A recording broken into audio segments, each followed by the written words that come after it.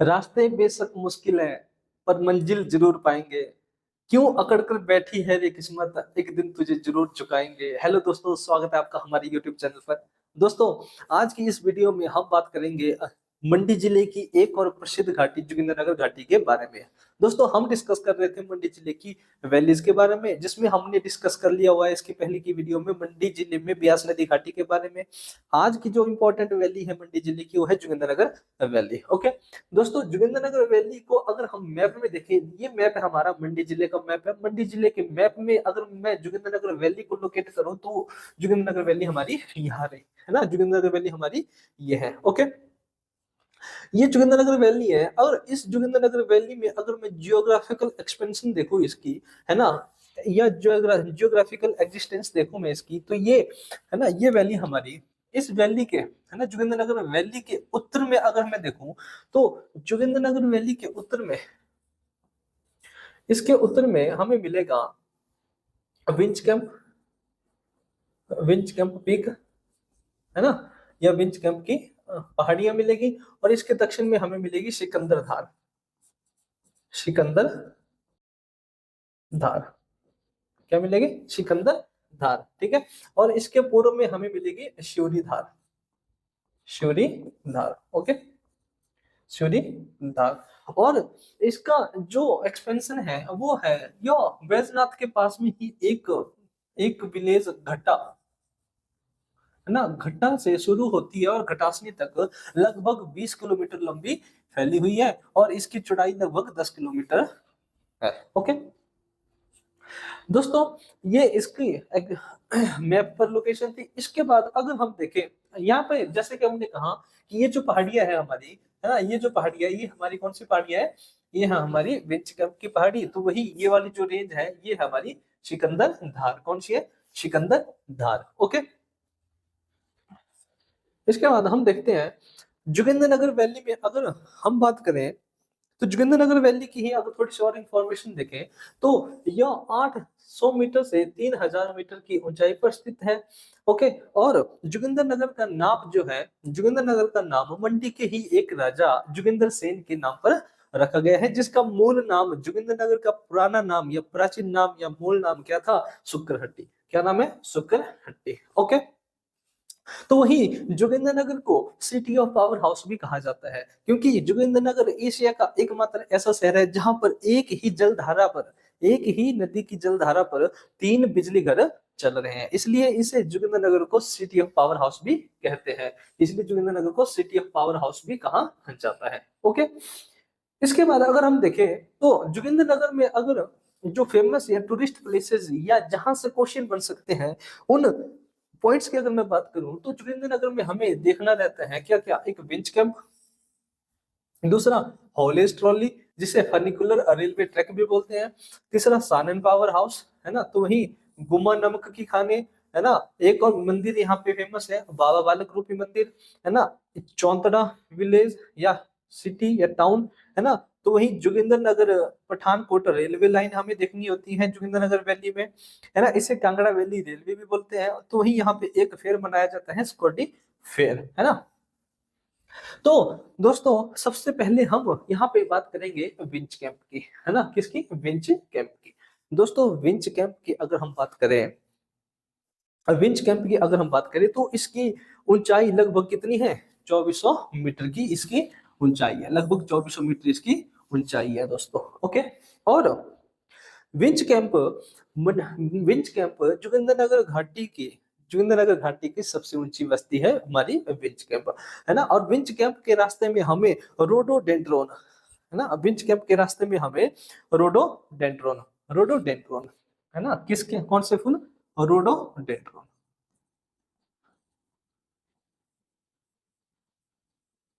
है ना, जिसे स्थानीय भाषा में बुरांस के फूल भी बोला जाता है,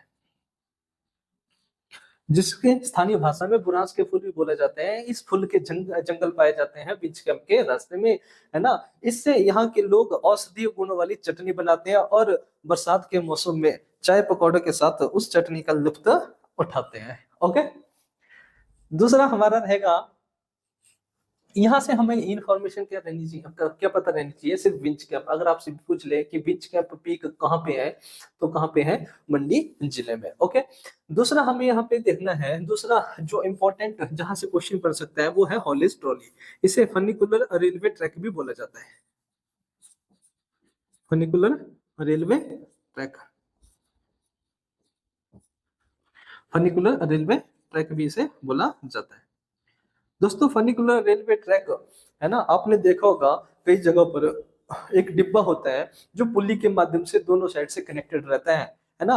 दो दो डब्बे होते हैं, एक ऊपर जाता है और दूसरा नीचे आता है पुली की हेल्प से ही। ओके, ये काफी टूरिस्ट प्लेस है ना, काफी बड़ा टूरिस्ट प्लेस है जोगिंद्रनगर वैली में। अगर आप जाओगे तो इस रास्ते यहाँ पे जरूर आपने जाना है। ओके, तो फनिकुलर रेलवे ट्रैक की अगर मैं बात करूं तो फनिकुलर रेलवे ट्रैक कनेक्ट करता है हमारा जोगिंद्रनगर घाटी को किसके, बरोट घाटी के साथ। फनिकुलर रेलवे ट्रैक या ट्रैक कनेक्ट करता है जोगिंद्रनगर घाटी को बरोट घाटी के साथ, है ना।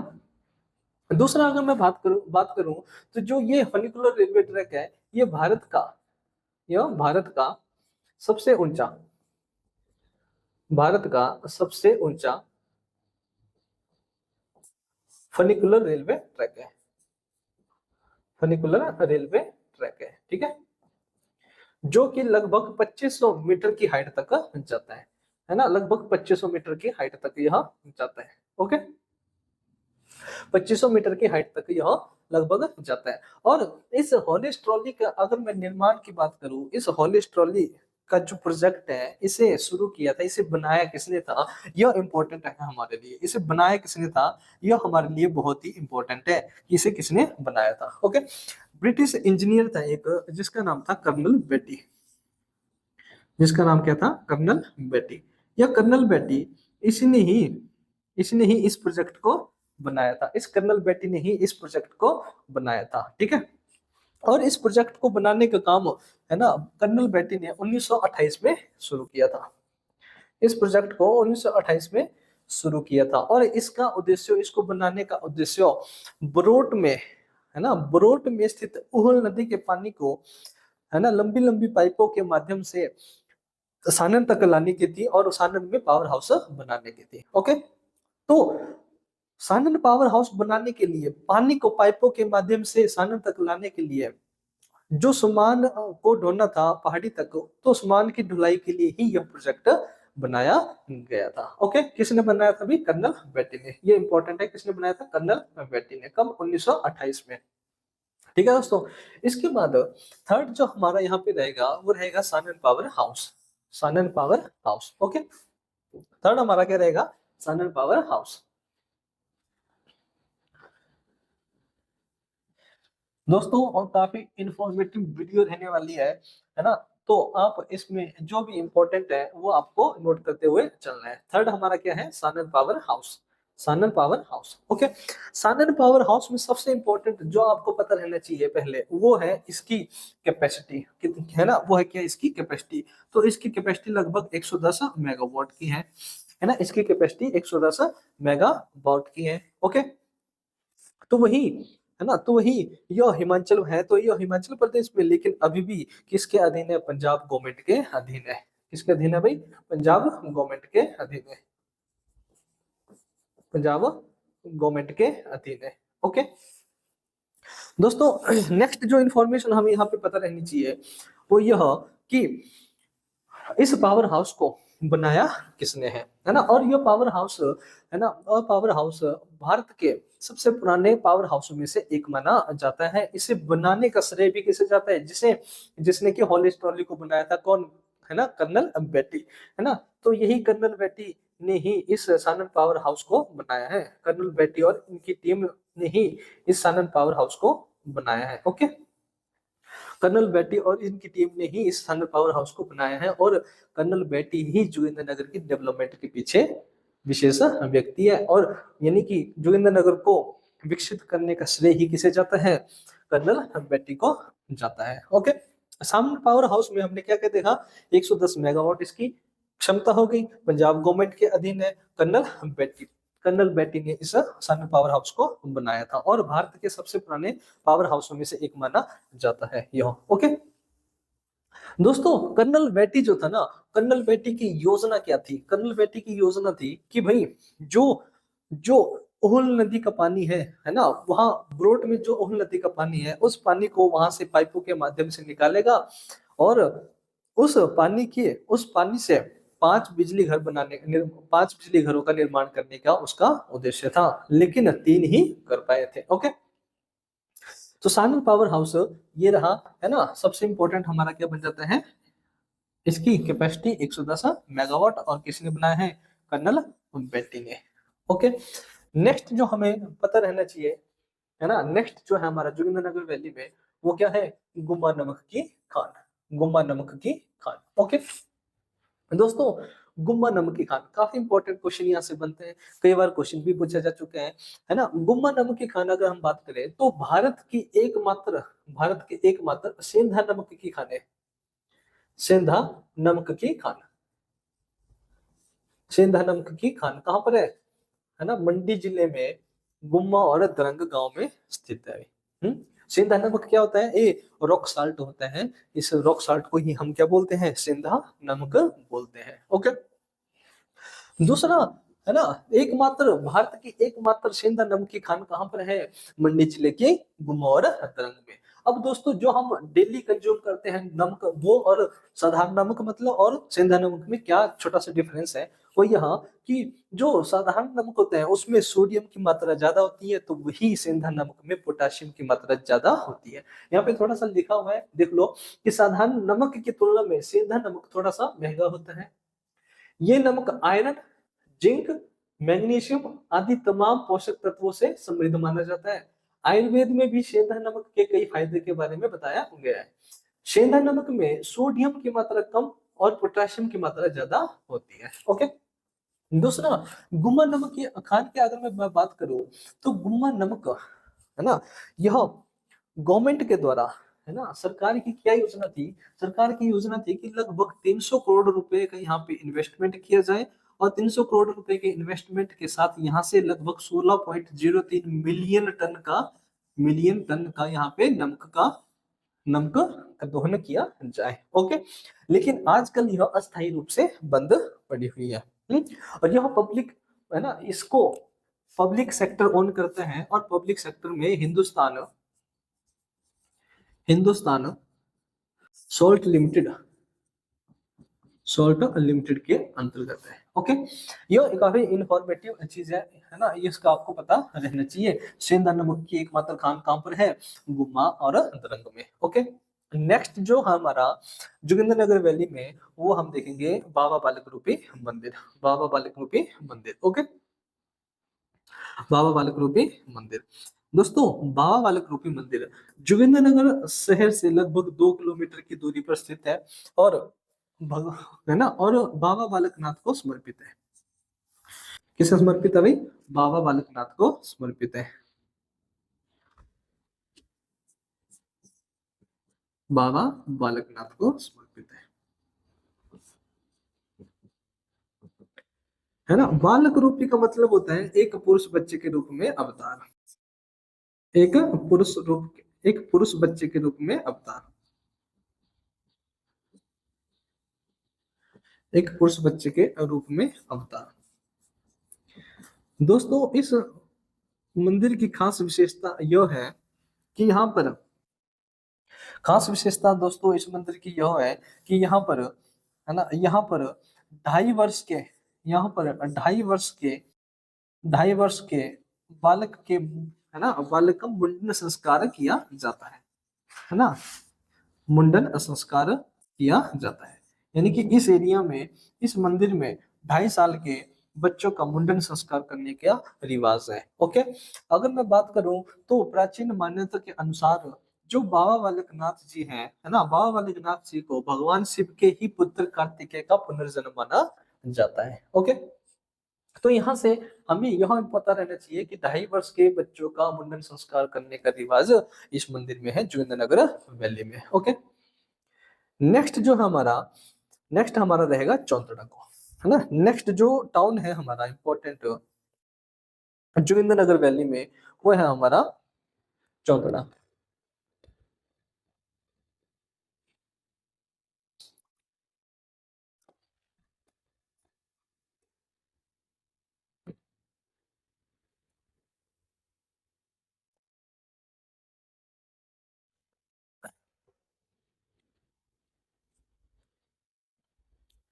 नेक्स्ट है हमारा चौतरा, है ना। नेक्स्ट हम देखेंगे इसमें चौतरे को। ओके, चौतरा भी एक टूरिस्ट प्लेस है ना। किस वजह से है वो हम देखते हैं। दोस्तों अगर हम चौतरा की बात करें तो चौतरा भी धौलाधार रेंज पर स्थित है। चौतरा भी धौलाधार रेंज पर, धौलाधार रेंज के धरातल पर स्थित है चौतरा, है ना। और जोगिंद्रनगर शहर के पास में ही है स्थित चौतरा, और यह, है ना, और यह चाय की खेती के लिए उपयुक्त स्थान माना जाता है मंडी जिले में। ओके, दूसरा अगर हम बात करें चौतरा की, तो यह तिब्बतीय शरणार्थियों का घर माना जाता है। किसका? तिब्बती शरणार्थियों का घर, तिब्बती शरणार्थियों का घर, है ना। तिब्बती शरणार्थियों का घर माना जाता है चौतरा को, है ना।